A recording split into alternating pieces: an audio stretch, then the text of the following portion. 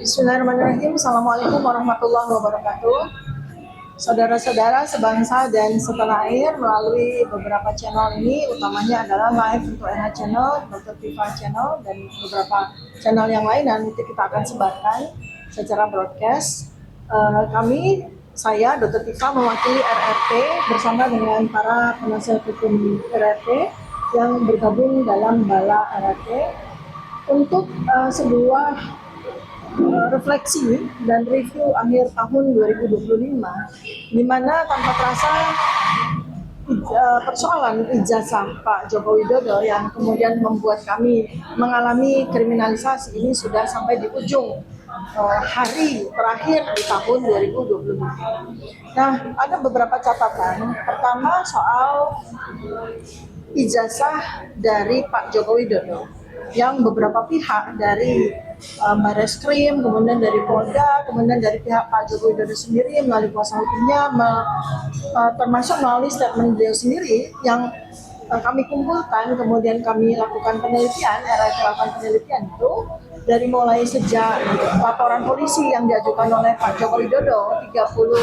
April 2025, kemudian ada peristiwa keluarnya ijazah yang kita sebut sebagai versi 1 yang di-upload, diposting oleh Dian Sandi Utama tanggal 1 April 2025, kita sebut sebagai ijazah versi 1. Kemudian muncul lagi ijazah versi 2, yaitu yang dimunculkan atau ditampilkan oleh Bareskrim tanggal 22 Mei 2025. Kemudian ada versi yang berikutnya lagi, versi yang ketiga, keempat, dan kelima, yaitu versi yang kami peroleh dari KPUD Surakarta, kemudian dari KPUD DKI Jakarta, dan dari KPU Pusat.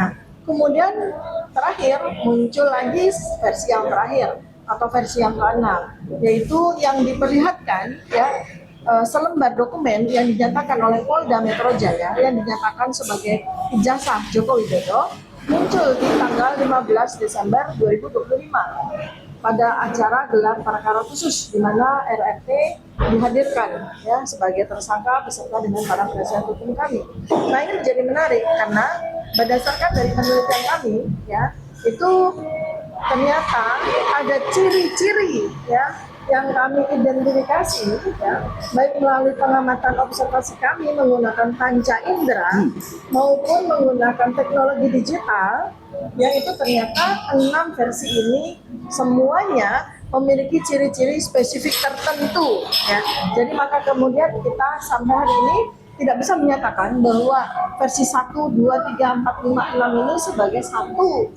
lembar dokumen yang identik.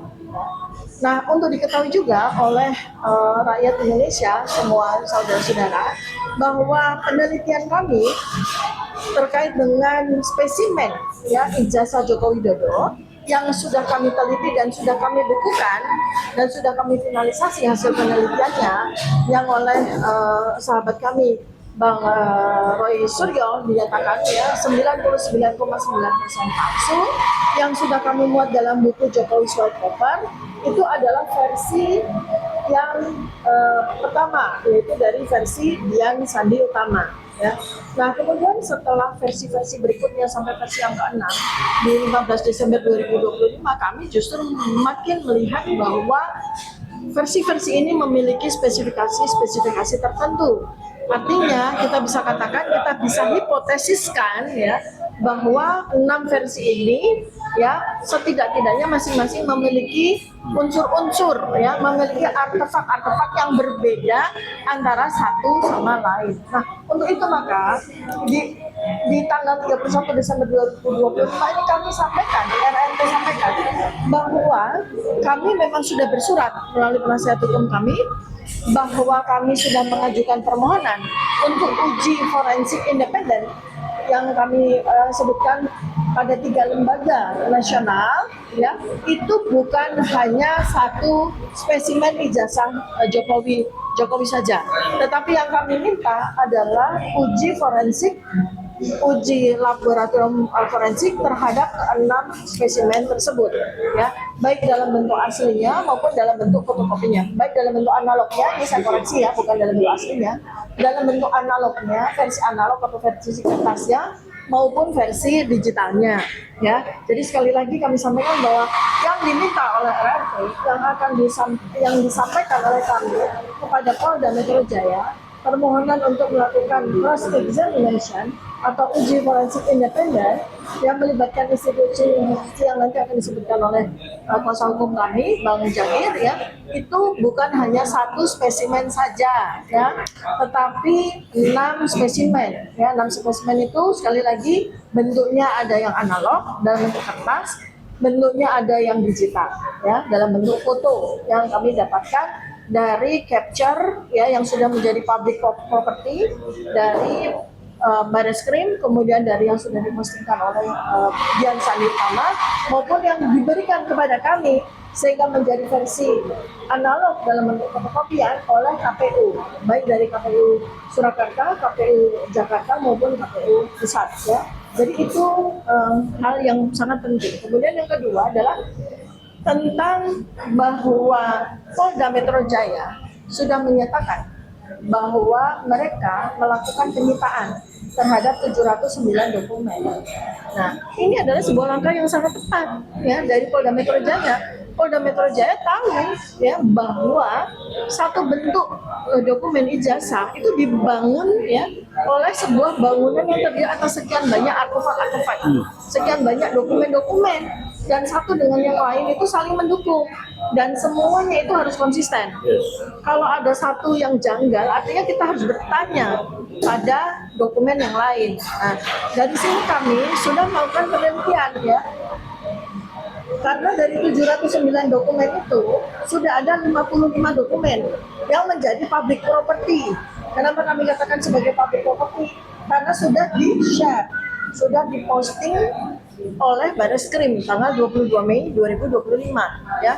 Antara lain yang bisa kami sebutkan adalah transkrip nilai, kemudian registrasi tahun 1980, registrasi ulang tahun 1981, kemudian ada invoice, ya, untuk pembayaran SPP, kemudian juga ada surat keterangan masuk ujian skripsi, kemudian ada skripsinya sendiri, kemudian ada lembar ujian lembar pengesahan, kemudian juga ada beberapa foto-foto terkait juga dengan beberapa dokumen KKN dari Joko Widodo sendiri, kemudian juga beberapa artefak-artefak lain, ya, yang sudah kami kumpulkan. Dan ini sah untuk kami lakukan penelitian, sah untuk kami ajukan sebagai sebuah dokumen yang sudah masuk di dalam Undang-Undang KIP, Keterbukaan Informasi Publik.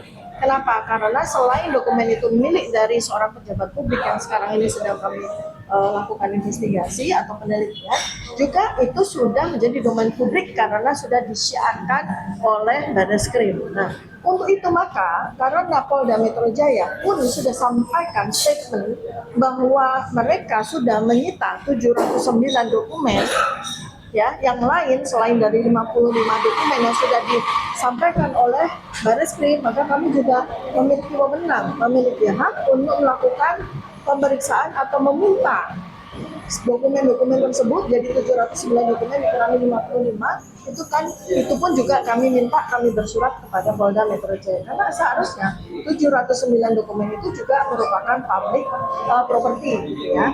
Nah, itu apa yang saya sampaikan bahwa kami RRT akan terus berjuang untuk menegakkan kebenaran, dan buat kami sebetulnya soal ijazah versi dari Dian Sandi sudah selesai, finish, sudah kami lakukan penelitian dan kemudian kami bergerak untuk menuju kepada penelitian kami berikutnya terkait dengan dokumen. Mungkin Bang Jagir maupun Bang Tony bisa memberikan tambahan dari aspek informasi terkini, ya. Baik, Mbak Tipa, terima kasih, ya, penjelasannya yang sangat lugas dan jelas, kita dapat mengerti. Perlu kita ketahui bahwa RRT ini adalah terdiri dari Roy Suryo, Rismond, dan Dr. Tifa. Kita sebut sekarang RRT atau Bala RRT, Barisan Pembela RT. Nah, kamilah kuasa hukum atau penasihat hukum sesuai dengan aturan baru mengawal secara hukum apa yang disebut pergerakan dari RRT ini. Perlu kita ketahui perkara ini sudah sangat menarik di bangsa ini. Ya, bukan kita mencoba menarik-narik orang, tapi dengan sendirinya masyarakat netizen itu sangat tertarik hari ini 31 Desember 2025 kami masih ada di Polda Metro Jaya. Bayangkan, barangkali rekan-rekan kita, saudara kita yang lain sudah ada di pulau-pulau dewata, pulau-pulau yang indah-indah, di gunung-gunung, lembah-lembah, sementara kita ada di daerah Gersang ini, Polda Metro Jaya. Baik, to the point saja, saya selaku salah satu kuasa hukum RRT beserta Profesor Refli Harun dan Dr. Taufik dan yang lain-lain menyampaikan hal penting. Tanggal 31 Desember ini sekitar pukul 4 sore kami lakukan koordinasi ke Polda Metro Jaya. Apa itu? Tadi disinggung oleh Dr. Tifa. Kami secara resmi menyampaikan surat permohonan agar dilakukan uji lab forensik secara independen. Terus terang kami tidak malu-malu mengatakan bahwa lab forensik yang dimiliki oleh kepolisian Bareskrim, kalau untuk meneliti yang tadi disinggung oleh Dr. Tipa, sekarang ada 6 spesifik atau unsur ijazah ini akan semakin ruwet. Jangankan 6, satu saja ruwet. Padahal ini ilmiah, rekan-rekan sekalian. Ilmiah itu matematis, harusnya tidak boleh ada angka yang berbeda. Angka yang berkurang atau bertambah sedikit pun tidak boleh. Itu pengertian ilmiah menurut saya, orang hukum. Oleh sebab itu, saya lanjutkan. Mulai dari tanggal 15 Desember yang lalu, 15 Desember 2025 yang lalu, diadakan suatu acara yang cukup spektakuler lah menurut saya secara hukum di Polda Metro Jaya ini, di mana dilakukan gelar perkara khusus, disingkat GPK. Secara singkat, saya salah satu kuasa hukum bersama Dr. Refli Harun dan yang lain-lainnya menyertai para prinsipal RRT ini melihat secara langsung apa yang terjadi dalam ruangan gelar perkara khusus tersebut. Satu, apa yang aneh? Dengan ngototnya Dr. Tipa agar barang bukti yang disebut ijazah itu ditunjukkan, itu di akhir sesi baru ditunjukkan. Sebenarnya menurut fakta hukum, karena itu harus adil, terbuka dan transparan, seharusnya di sesi awal, dari ada 6 atau 7 sesi itu seharusnya di sesi awal ditunjukkan. Tapi ini the last minute. Akhirnya boleh dikatakan waktu udah sore, kita udah lesu karena kurang lebih 7 jam di dalamnya. Tolong di make sure ya jamnya. Akhirnya kita udah agak lesu lah secara manusiawi. Nah, dan puncaknya di akhir sesi ditunjukkanlah namanya quote and quote ijazah itu. Kalau saya ceritakan panjang, saudara-saudara, rekan-rekan sekalian, pemerhati daripada RRT, bahwa ijazah itu ada dalam satu plastik sementara seperti di press begitu. Dan begitu dimulai digelar, ada teriakan-teriakan di ruangan itu. Jangan dipoto, jangan disentuh, jangan dipegang. Saya ingat pada gang lama di kampung saya begitu. Jangan dipegang, jangan disentuh. Lagu dangdut pun ada begitu. Jadi menurut kami itu hal yang sangat unfair. Sangat unfair. Kenapa? Yang namanya yang kita tunggu-tunggu 9 bulan, seperti menunggu seorang bayi lahir, begitu lahir prematur lagi. Nah, ini satu hal yang menurut saya tidak pas ya. Akhirnya katakanlah ijazah itu tanda petik ya, quote and quote, kita tidak boleh pegang, hanya dilihat saja. Kurang lebih ada 30 kepala mendekati satu objek begini, dan berdesak-desakan kepala kita kurang lebih jarak 50 sampai 40 sampai 50 cm. Dan tidak boleh diraba, tidak boleh dipegang. Jadi oleh sebab itu saya simpulkan, baik Roy Suryo, Rismond dan Dr. Tipa mengatakan bahwa ijazah itu sekalipun ditunjukkan dalam gelar perkara khusus 15 Desember 2025, tetap kami definitifkan itu palsu 99,9%. Jadi saya tidak berlebihkan, saya boleh berhak mengatakan itu selaku kuasa hukum dari RRT ini. Oleh sebab itu, kami tidak puas. Hari ini kami ajukan pengujian uji lab secara independen agar ijazah tersebut dibawa ke lab yang independen. Kita anggap independen. Sebenarnya independen gampang saja. Kalau pemerintah mau beritikat baik, undang invite dari Malaysia atau dari Singapura independen banget. Tapi nanti mereka mengatakan biayanya dari mana, budgetnya dari mana. Oleh sebab itu kami berinisiatif. Hari ini kami mengajukan 3 laboratorium yang kami rekomendasikan untuk itu, yang kami anggap ya cukup fair lah di Indonesia saat ini.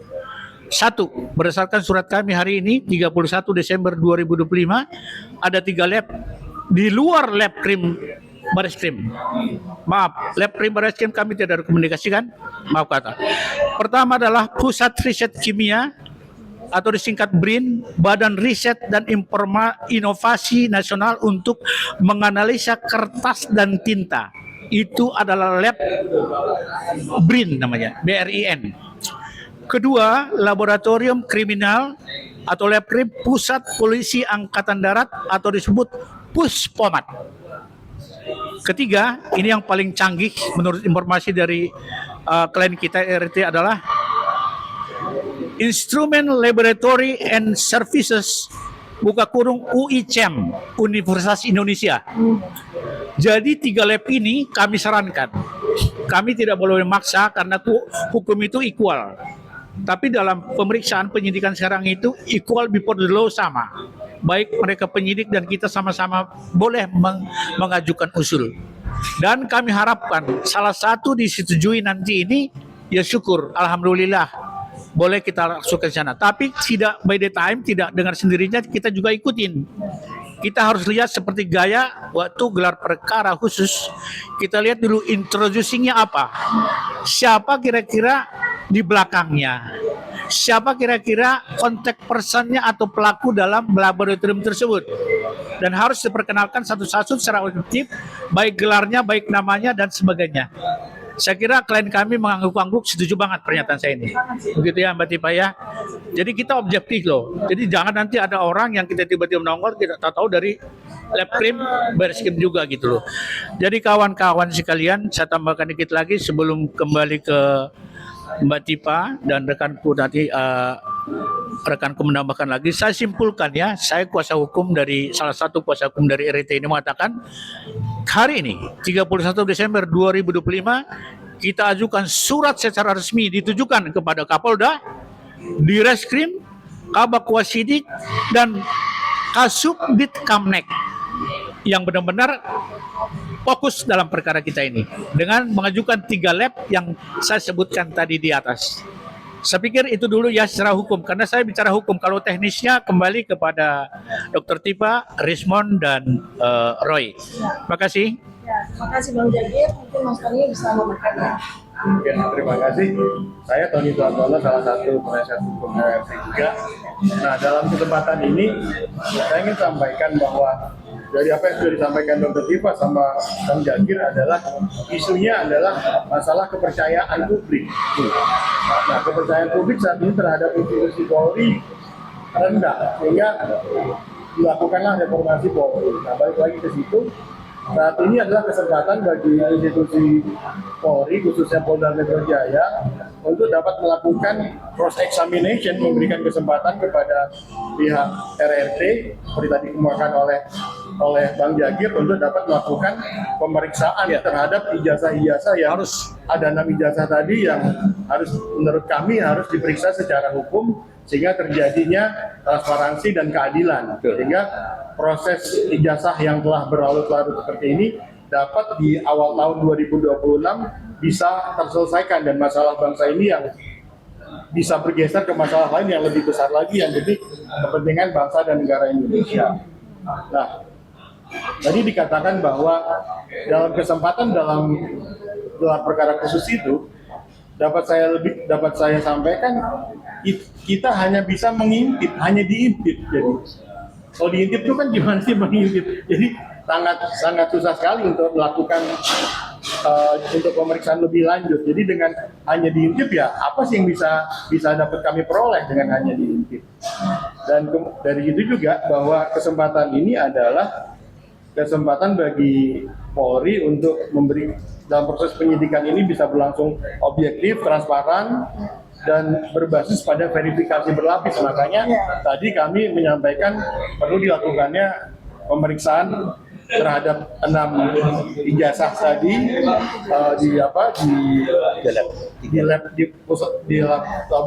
di laboratorium forensik yang lain yang lebih independen sehingga bisa memberikan hasil yang transparan dan keadilan bagi RRT yang selama ini dilakukan kriminalisasi. Nah, kiranya itu dari saya. Isunya dari masalah ini di akhir tahun ini adalah masalah transparansi dan kepercayaan publik. Dan kepercayaan publik ingin saya sampaikan bahwa itu adalah harta terbesar bagi institusi Polri. Ya, sekian, terima kasih. Baik, ini terakhir ya, artinya penutup dari persoalan bahwa kita RRT itu akan melakukan permohonan ya untuk uji laboratorium forensik independen terhadap beberapa institusi yang kami yakini kredibilitasnya tersebut ya, dan ini masih di dalam tataran institusi milik nasional. Ya, kami masih percaya kepada kualitas dan profesionalitas mereka. Nah, saya sampaikan bahwa sekali lagi ini supaya masyarakat itu tahu bahwa ijazah ini bukan dokumen tunggal ya. Ijazah itu adalah sebuah simbol akhir dari perjalanan pendidikan seseorang pada masa yang bersangkutan itu kuliah ya. Mulai dari peristiwa masuknya, ujian masuknya, dan ternyata dari Bareskrim kan kami baru tahu bahwa seorang mahasiswa bernama Joko Widodo itu entry-nya bukan dari PP1 Prodi Sarjana, tetapi entry-nya justru dari Sarjana Muda. Sebagaimana satu dokumen dari 709 dokumen yang lain, itu kami baru tahu di tanggal 22 Mei 2025. Untuk itu maka jadinya domino efeknya adalah bahwa betul ya, jadi Polda itu menurut saya cukup profesional dan paham tentang sebuah metodologi yang disebut sebagai cascade verification ya, yang maka pembuktian berjenjang. Jadi ketika ada yang mempertanyakan tentang otentitas atau keaslian dari ijazah, maka Polda betul men-tracking 709 dokumen mulai dari sejak awal masuk. Itu sudah betul sekali. Nah, yang belum dilakukan adalah kami juga punya hak ya secara publik ya untuk melakukan juga verifikasi, identifikasi, investigasi dan riset terhadap 709 dokumen tersebut. Dan sebetulnya kami sudah membayangkan bahwa institusi kepolisian itu sudah memberikan wewenang tersebut atau memberikan hak kepada kami melalui 2 kali gelar perkara khusus. Yang pertama juga gelar perkara khusus ya, semua digelar. Nah, kami harapkan waktu itu gelar perkara khusus yang pertama tanggal 9 Juli 2025, tapi ternyata tidak ada satupun dari 709 dokumen itu keluar. Kemudian yang kedua adalah gelar perkara khusus tanggal 15 Desember 2025. Ada sedikit kemajuan. Dari 700 dokumen ada 2 dokumen yang muncul. Nah, kalau ditambah dengan 55 dokumen yang dimunculkan oleh Bareskrim 22 Mei 2025 sudah lumayan. Jadi ada 57 dokumen sudah keluar. Nah, makanya tentu saja ini adalah sebuah hal yang sangat lazim, hal yang biasa-biasa saja. Kalau kami juga mengajukan surat ya kepada PPID dari Polda Metro Jaya, nanti insya Allah akan segera kami lakukan, tidak menghitung hari ya, karena besok pagi sudah 2026 insya Allah. Kami akan mengajukan kepada PPID dari Polda Metro Jaya untuk memberikan perkenan kepada kami untuk mendapatkan 709 dokumen itu. Ya, sehingga nanti simpulan akhir atas keaslian dari ijazah Joko Widodo itu benar-benar sangat komprehensif ya. Jadi kami pun bergerak keluar ya. Jadi kami bukan pihak yang ada di dalam, tapi kami sebagai peneliti bersama dengan institusi-institusi independen yang kami nanti akan ajak kerjasama bersama dengan para ahli, expert dalam bidang digital forensik, dalam bidang neuroscience, dalam bidang telematika dan sebagainya itu, Anda akan bersama-sama dengan kami untuk melakukan penelitian terhadap 709 dokumen yang lain, dan ini menjadi sebuah amanah besar, menjadi sebuah tugas besar bagi kami RRT dan bersama dengan para penasihat hukum kami juga rakyat Indonesia. Ya, dalam kesempatan ini kami juga meminta sahabat-sahabat semua sebangsa dan setanah air, para netizen semua, ayo bantu kami ya dengan kecerdasan Anda, dengan kemampuan Anda, dengan keahlian Anda. Mari kita bersama-sama mengkaji, melakukan penelitian terhadap 709 dokumen ya yang menjadi bangunan arsitektur dari ijazah Joko Widodo. Sekian, terima kasih. Billahi taufiq wal hidayah. Assalamualaikum warahmatullahi wabarakatuh.